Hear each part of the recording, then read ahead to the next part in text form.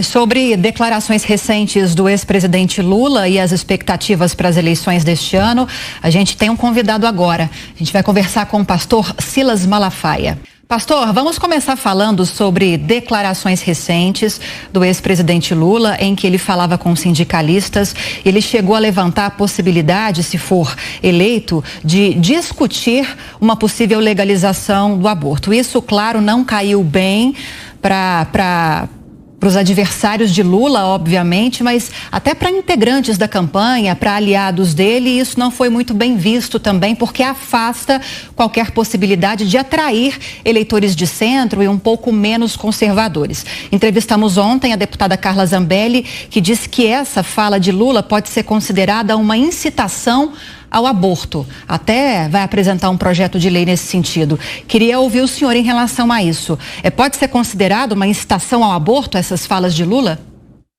Pode ser considerada, mas o que a gente tem que estar atento é o cinismo dessa gente. Essa gente não tem compromisso com verdade. Essa gente não tem compromisso, sabe, com o que é real, com o que é verdadeiro. O jogo é só eleitoreiro. Só isso. Você vê que a coisa é tão feia que depois ele vem dizendo, não, eu sou contra o aborto. Isso o aborto vale para todo mundo, menos para a família dele.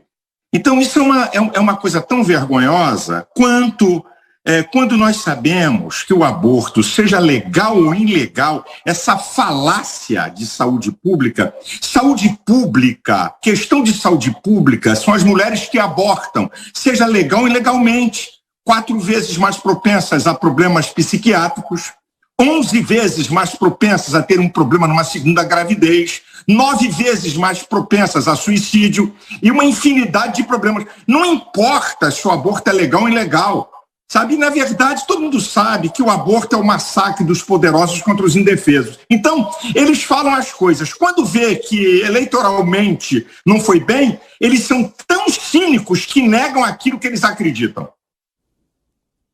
Pastor, e de forma geral, como é que o senhor está vendo esse processo eleitoral? O senhor imagina que o cenário vai ser esse mesmo que está sendo desenhado nas pesquisas, com Lula e Bolsonaro liderando as intenções de voto? Fica entre os dois mesmo? Eu queria entender, rapaz, uma coisa que na minha cabeça, eu fico assim pensando, como é que um cara que está na frente não sai nas ruas? É inédito, é surreal. O cara está na frente, mas não sai nas ruas. Não tem coragem de botar o pé onde está o povo. Nem cercado da sua corja de sindicalistas ele sai. Então, o jogo é muito perverso, vocês sabem. Bolsonaro contrariou interesses poderosíssimos, cortou mais de R$1 bilhão da mamata. FHC, Lula, Dilma deram mais de 20 bilhões à mídia. A mamata acabou. Então querem derrubar e detonar o camarada a todo custo. Isso vai ser uma guerra sem fim, por causa dos interesses de sustentação de verba pública, certo? Grandes veículos de comunicação que sempre viveram na sombra da mamata do poder. Então isso vai ser uma guerra mesmo. Acredito até que Lula tenha, de fato, tem gente. Agora, dizer que ele está na frente, amigo, com todo respeito, sabe por que eu duvido disso? Porque eu posso não entender de segmentos outros, mas de segmento evangélico eu conheço um pouco. Dizer que tem empate técnico de Lula com Bolsonaro no mundo evangélico é piada de salão. Não existe isso. Então, aí me põe numa visão de que todas essas pesquisas não têm credibilidade por causa do meio que eu entendo e conheço muito, que é o mundo evangélico. Eu não acredito nessas pesquisas. Pastor, peço licença para chamar os nossos comentaristas para essa conversa também. Começo agora com a Cristina Grêmio, que chega aqui para completar a nossa bancada. Cris, boa noite e sua pergunta. Boa noite, pastor. Pois é, a gente ouve muito esse papo entre os apoiadores do ex-presidente Lula de que ele não só conquistou o eleitorado evangélico, como também o católico, que é absolutamente contra o aborto, obviamente, porque defende a vida desde a concepção.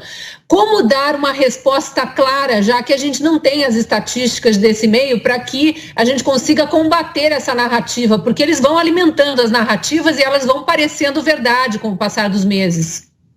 Bem, o meu desafio que eu já fiz é o seguinte: eu desafio Lula a apresentar Um líder, não quero 2, nem 3, nem 4.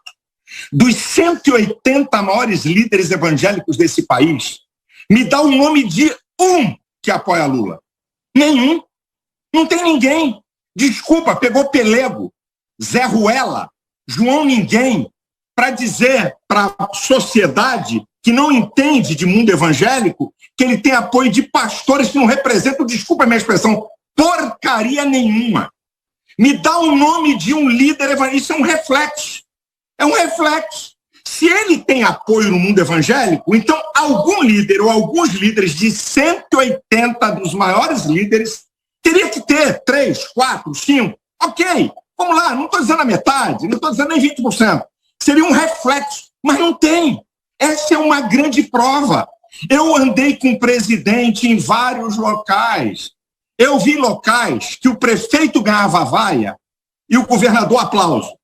Outros locais, o prefeito aplaudido e o governador tomando vaia. E eu via, nesses locais, o povo evangélico, 30%, 40%, é uma loucura onde Bolsonaro passa. Eu vou dar aqui um número para vocês. Aí o Data Enrolação diz que Bolsonaro foi eleito depois da eleição, com perto de 80% dos votos evangélicos, ok? Dito por eles, depois das eleições. Eu vou te dar um número aqui, tá? Do que eu pesquiso, do que eu vejo. Eu garanto para você que hoje Bolsonaro tem de 60% a 65% do voto evangélico. Tá? 60% a 65% do voto evangélico é de Bolsonaro. Então, como é que eu acredito numa pesquisa que diz que tem empate técnico? É só ir nas igrejas, é só ir nos eventos, e você vai ver.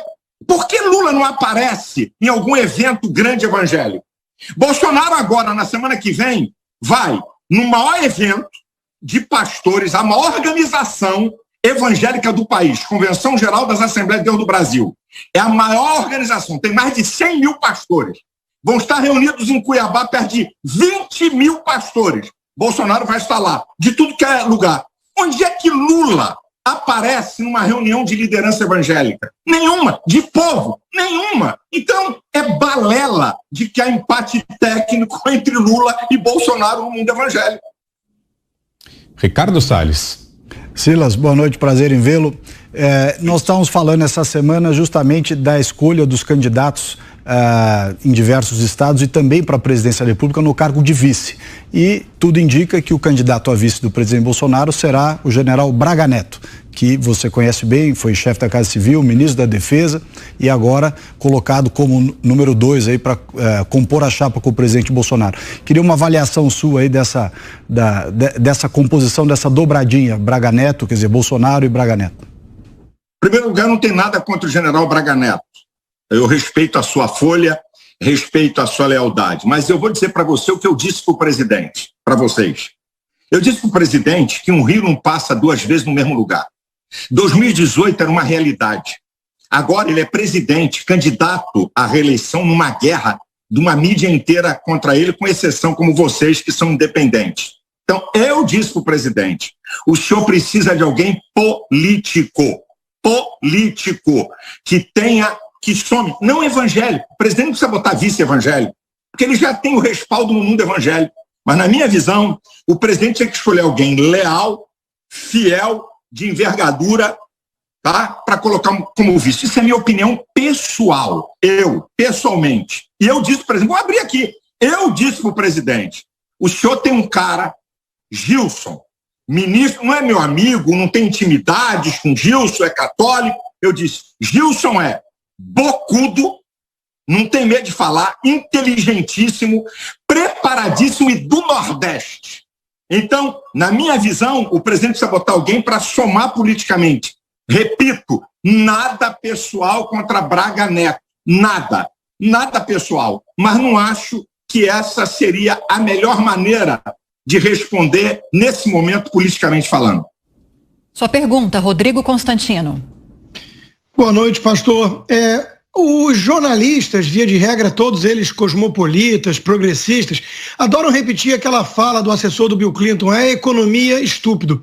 Eu aproveito para te perguntar, qual você acha que vai ser o peso das pautas de costumes, da pauta conservadora nessa eleição, ou se o senhor acredita que a economia vai ser realmente o fator decisivo, como muitos apontam? Bem, quem entrou com pauta de costumes foi Lula, não foi nós, não foram nós, não fomos nós evangélicos, foi o presidente Bolsonaro. É Lula que disse que o mundo evoluiu e que a família tradicional não vale nada. Foi ele que disse isso, ele nos chamou para a briga. Foi ele que falou de aborto, não fomos nós, não. Então, é claro que a pauta econômica, né, as questões do país vão estar, não é, em voga, mas acredito que também a pauta de costumes, e foi Lula, por isso que eles ficaram desesperados. Porque se tem uma coisa que eles não querem é a pauta de costume. Por quê? Porque eles são do politicamente correto. Tudo aquilo que nós combatemos, eles apoiam, certo? Os cristãos, e não é só evangélicos, né? Os cristãos praticantes, sejam evangélicos e católicos, nós não somos contra casamento gay, ideologia de gênero, né? Não somos a favor de aborto. Então, o Lula, e ele vem com esse papo como se a família tradicional tivesse falida, eu queria entender e saber o que a civilização humana está sustentada até hoje, em quê? Nessa modernidade que eles tentam pregar. Então, eu acho que vai ter pauta de costumes, com toda a certeza. Não creio que vai ser o assunto principal, mas vai estar. Vai estar no jogo por causa dos evangélicos. Agora, pastor, queria ouvir o senhor a respeito dessa movimentação da oposição, liderada pelo senador Randolfo Rodrigues, para a instauração de uma CPI do MEC. Circulam informações na imprensa de que lideranças evangélicas no Congresso têm tentado barrar essa CPI porque ela envolveria 2 pastores e, inclusive, também o ex-ministro da Educação, Milton Ribeiro, que é pastor evangélico. Quero te ouvir a respeito dessas movimentações. Primeiro, isso é uma grande de uma mentira. Não tem bancada evangélica. Há 15 minutos atrás, estava conversando com o Sóstenes, o presidente da Frente Parlamentar Evangélica, que é membro da minha igreja. Ele falou, pastor, isso é uma brincadeira. Vou lembrar, fiquei até emocionado. Eu fiquei um dia no Globo Online, na primeira página. Assim que veio à tona, eu disse, quebra o sigilo telefônico bancário desses 2 pastores. O Brasil tem mais de 200 mil pastores evangélicos e não vão jogar lama em 2 caras que estão envolvidos, se estão envolvidos em porcaria. Quebra o sigilo. Queremos investigação, não queremos que cubra, não. Agora, a história é o seguinte. Quem é Randolph para querer CPI? Vamos lá? Randolph, com 5 senadores, são protetores de assassinos de nordestinos. O senhor Randolph impediu, estou dando o nome, já dei 10 vezes e desafio me processar. Carlos Gabas, o diretor executivo do consórcio do Nordeste, o petista que andava de moto com Dilma, indicado pelo governador petista da Bahia, comprou 50 milhões de reais em respiradores de uma empresa fantasma e nunca foi entregue um. Seu Randolph impediu que esse cara fosse convocado. Que moral tem Randolph para pedir CPI? E a gente sabe que eleitoreira. Eu não sou a favor agora de CPI, nem pelas obras inacabadas de Lula e nem do MEC. Obras inacabadas de Lula, só dou 2. O polo petroquímico de Abreu Lima e o polo petroquímico do Rio de Janeiro, mais de 100 bilhões de reais jogados na lata do lixo de roubalheira, que faz com que o roubo, se é que tem, e acredito até que tenha, não estou aqui para passar a mão em cima de cabeça de pastor corrupto, vire moedinha em relação a isso. Mas não acho que CPI, né, contra questões de governo do PT e contra Bolsonaro, agora tenha um cunho de investigação exclusivamente eleitoreira, e Randolph é puxadinho do PT, não tem moral, certo? Para querer vir colocar CPI. Um dado só para terminar.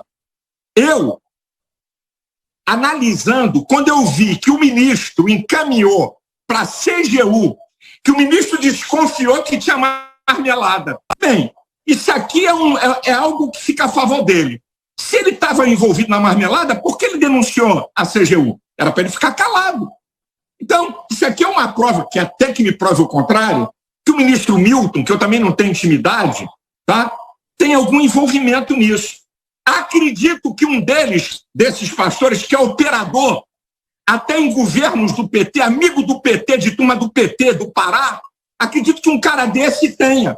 Acredito sim que tentou fazer tráfico de influência, sim. E nós, pastores, queremos investigação. Agora, CPI a 6 meses de eleição é palhaçada.